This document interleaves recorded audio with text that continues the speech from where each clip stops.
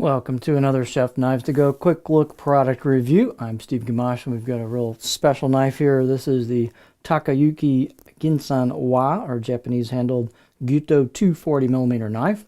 So this is just a fantastic line of knives. It's been around for a number of years and they are extremely well crafted and just a pleasure to look at and to use as well. So this is just a nice kind of high-end line of knives.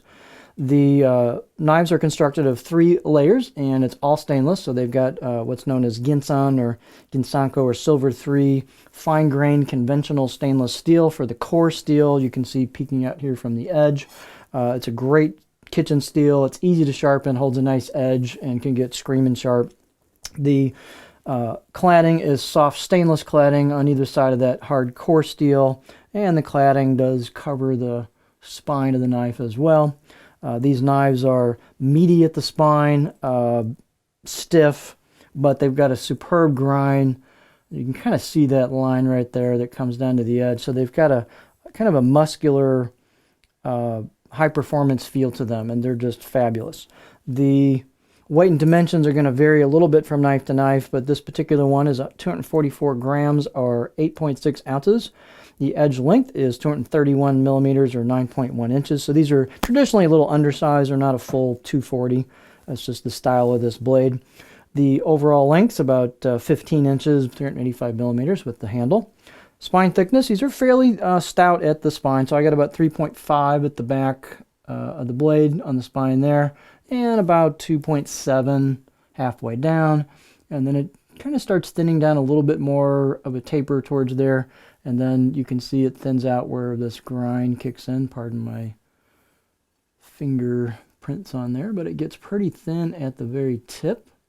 Nice taper towards that tip. And then it gets pretty thin at the edge as well. So again, this has meat behind it, but it's also got a performance grind. It's a really cool combination to use. Height on these is pretty generous. This is 48.7, so plenty of height there for a cutting board. They've got a pretty wide neck that fits about the width of the handle. Handles are ebony, so they're pretty heavy, octagonal with buffalo horn ferrule. Nice fit and finish on the handle. Looks like they've done a pretty good glue-up job here where it goes in. Again, the handles are fairly heavy, so this blade has some meat to it. And the balance point is going to be about right there on this knife, and which is for me just a touch behind the pinch grip. But again, that handle is a little fairly long and it's heavy. You know, ebony is pretty heavy wood, so this still brings the balance point fairly neutral. It's just a touch behind a pinch grip, at least in my pinch grip, but the knife's got a good neutral feel to it. It does have some heft to it. These feel wonderful on the cutting board. Let's look at the beauty shot here. So I do it without getting my fingerprints all over it. These are a little tricky here. It's hard to get the lighting just right. And then here is the left side of the blade as you'd be using it. The finishing is going longitudinally along with the knife length. And what's kind of nice about that is you use the knife and you clean it. You know, when you're cleaning and drying it, you're inevitably be going this way with it. So any kind of scratches that you might develop on there go with the grain on the finish, so that helps hide those a little bit. Again, pardon my fingerprints all over this thing. You've got some laser etch kanji on the right side of the blade as you'd be holding it. There's your finish, there's your core steel. And then on the left side of the blade, you've got some embossed kanji towards the back. Again, this is a real pretty blade, great fit and finish, nice polish and rounding of the spine. Nice polish and rounding of the choil. 6 out of 10 on the edge, just good solid edge. You can get these very, very sharp. Let's see, let's take a look at the cutting board profile. So these are extremely well made. When I first got into Japanese kitchen knives with Chef Knives to Go, I actually bought one of these and later sold it, and I do regret that.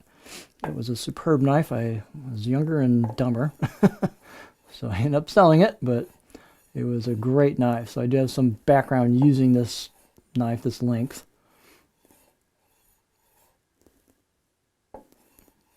So here's the edge profile. They flows really nice into kind of a back part here. It's got a little bit of, belly to it, but it's a little bit flatter. Every knife's going to be a little different. But you can chop a little bit in the back, and you've got kind of a midpoint tip on there, so this will get pretty darn high. So this will rock real nice. Not a problem. And the edge profile is just really smooth. So not super flat towards the back, but pretty versatile profile. Tip draws would be, you have to go pretty high for a tip draw because the tip's got some belly up there. But other than that, it's a pretty versatile edge profile.